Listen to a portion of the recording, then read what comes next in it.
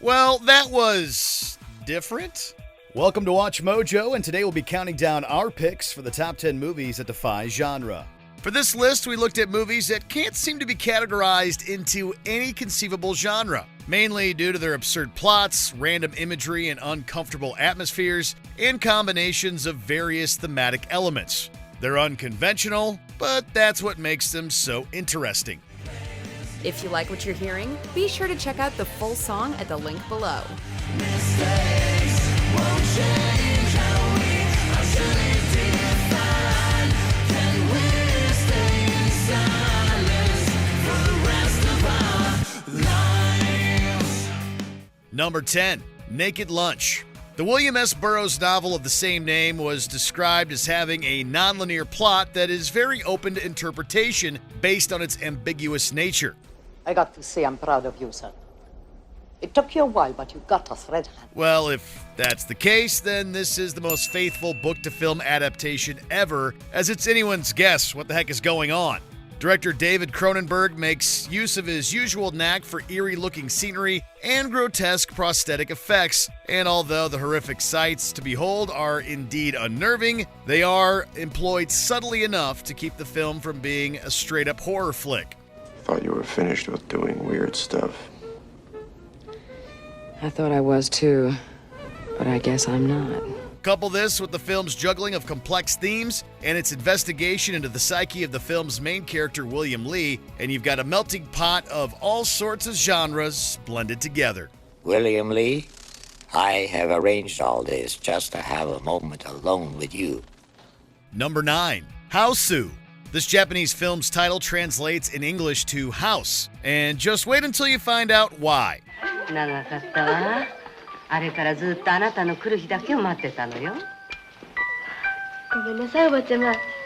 When a schoolgirl invites 6 of her classmates to travel up to her aunt's house in the mountains, the warm welcome they are expecting is replaced by a confrontation with deranged supernatural forces that attack the girls and pick them off one by one.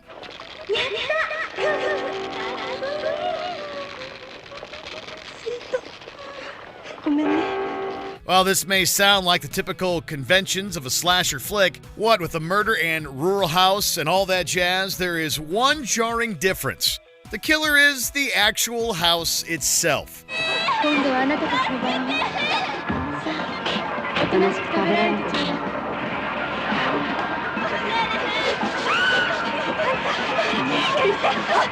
This unconventional approach wants us to peg haunted house as a movie genre, but even that doesn't quite nail it down.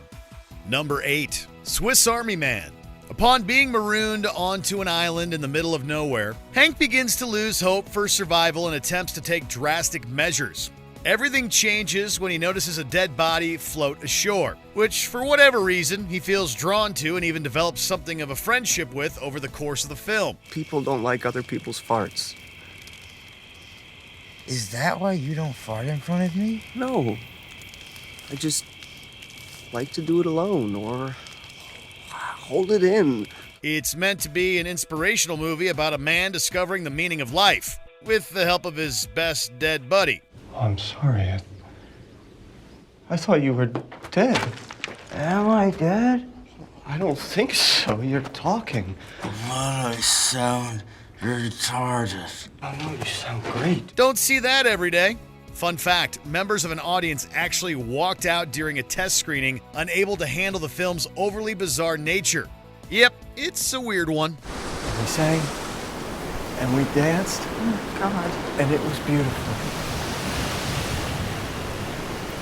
I wish you all could have been there. I wish you all could have seen it. Number 7, Parasite. A rare case of a non-English language film taking home multiple awards at the Oscars. Parasite became an international phenomenon when it was released in 2019, thanks to its genre-bending premise. 아 잠깐. 제시카 외동딸 일리노이 시카고 과선배는 김치모 그는 이사촌. What starts as truly hilarious dark comedy eventually leads to all sorts of jaw-dropping twists and turns that send the film from thriller to horror to poignant drama territories. 이게 다 뭐야? 압니다. 황당하신 거. 저라도 황당할 것 같아요.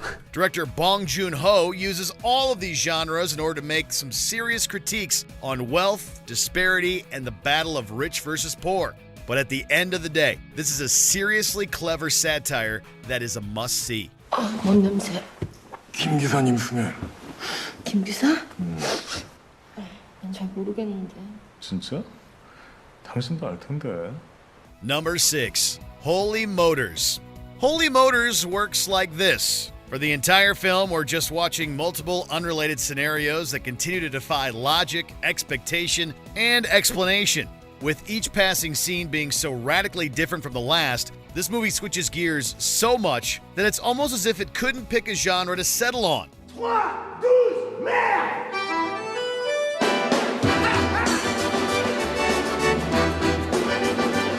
One moment you're watching this elaborate accordion sequence, and the next you're witnessing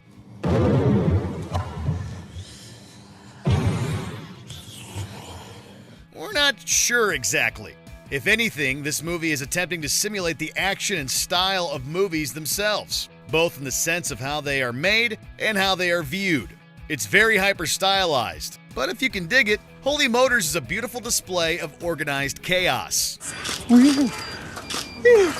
So weird. It's so weird. Number 5. Gummo.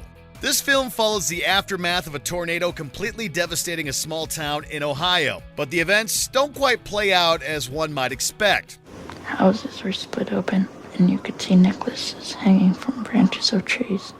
Bucking the trend of most post-disaster style films, Gummo takes a more artistic approach, and instead of glorifying the destruction left behind by the tornado, it focuses the plot on a group of people who are just trying to find ways to get by. Let's see, 12, 12 and a half.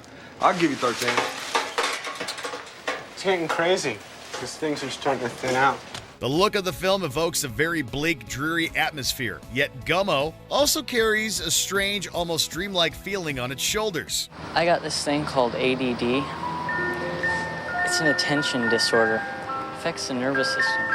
Yeah, it makes it hard to concentrate. This strange melding of graphic scenery and stylistic flair makes Gummo one of the most eerily calm disaster films ever made. Number 4. Rubber. This is what our killer looks like. Tired. Exactly. Well, we'll put this as straightforward as we can. How would you classify a movie about a rubber tire that goes on a killing spree? That's right. Rubber is all about a tire that inexplicably comes to life and just rolls around looking for victims to blow up with its psychic abilities. Scanner style. Now, this absurd premise could potentially make it a dark comedy, but the overabundance of violence and number of casualties has it tiptoeing into the category of slasher flicks, too. Do you talk? I mean, talk. Me, human, boy. Hey, answer me! You could also say its uniqueness lends itself to qualities of experimental film, as, let's get real here, there aren't many movies about killer tires on the market. Let's just roll with it being genreless. That's it, huh? That's all you got? You can't stop here, man. Number 3. A Clockwork Orange. There was a window open with a stereo on, and I viddied right at once what to do.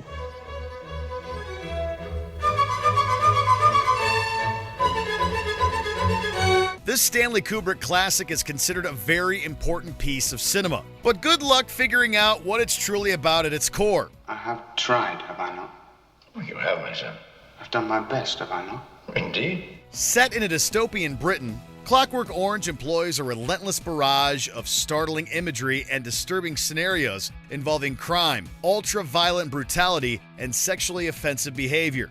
It seems like the film is purposely trying to upset us, yet it supposedly exaggerates its unsettling subject matter in order to bring attention to the social and political topics such as juvenile delinquency. I'm singing in the road, just singing in the road. What a glorious feeling, I'm happy again. So it's social commentary? We're sure you could have got the message across without filming such bizarre sequences. Who knew drinking milk could be so creepy? Stop! Stop! Stop it! Ugh, so creepy. Number 2, Eraserhead. This film was inspired by director David Lynch's own insecurities about becoming a parent, and this is clear because of its consistently claustrophobic, anxiety-ridden tone. What are you talking about? I can't even sleep. I'm losing my mind. You're on vacation now. You can take care of it for a night. Eraserhead features some startling imagery, such as that iconic creepy baby. I mean, seriously, ew. Yet despite its horrific and disturbing visuals, it's not necessarily a horror movie, as the film's overall goal doesn't seem to be that of scaring us. I thought I heard a stranger. We've got chicken tonight. Strangest damn things. They're man-made. Little damn things. Smaller than my fist. They're new. Considering its thematic elements about the aforementioned fear of parenthood, does that make it a drama? Or maybe it's more of a psychological thriller due to the brain-bending narrative. Someone help us out here. We're stumped.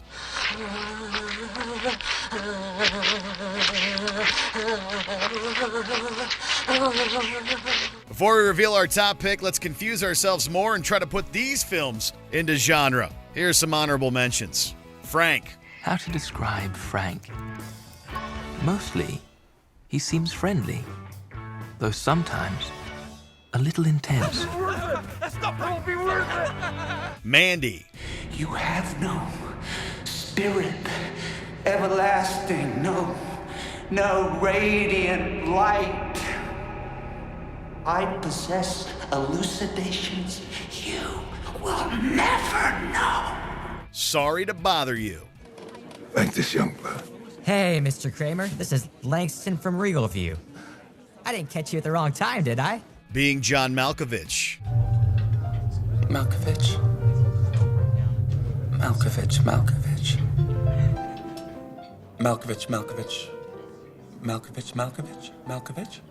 Malkovich, Malkovich. Cloud Atlas. How did you feel when you watched one of your sisters ascend? Excitement. I was happy for them, but envious as well. Her. It's hard to even describe it. Before we continue, be sure to subscribe to our channel and ring the bell to get notified about our latest videos. You have the option to be notified for occasional videos or all of them. If you're on your phone, make sure you go into your settings and switch on notifications. Number 1, The Lobster. If you find dating intimidating, then just wait until you hear the premise for this film. Both men and women are forced to find a romantic partner by the government. If they are unable to find love within a very specific set of days, then people are, get this, transformed into animals and sent into the wild to fend for themselves. Now, the fact that you'll turn into an animal if you fail to fall in love with someone during your stay here is not something that should upset you or get you down. Is it a romance since the characters are looking for relationships? How much do you love her? On a scale of 1 to 15. It's kind of a sci-fi horror too, considering the elements of a post-apocalyptic dystopian government. And the dog? My brother, he was here a couple of years ago, but he didn't make it. You might remember him. Medium build, 48 years old, bald patch, blonde hair. Oh, but it's kind of fantasy-based too, since people turn into animals and our brains hurt. Do you agree with our picks? Let us know in the comments. And hey, if you're a fan of the song playing right now, be sure to check out the music video for it right here.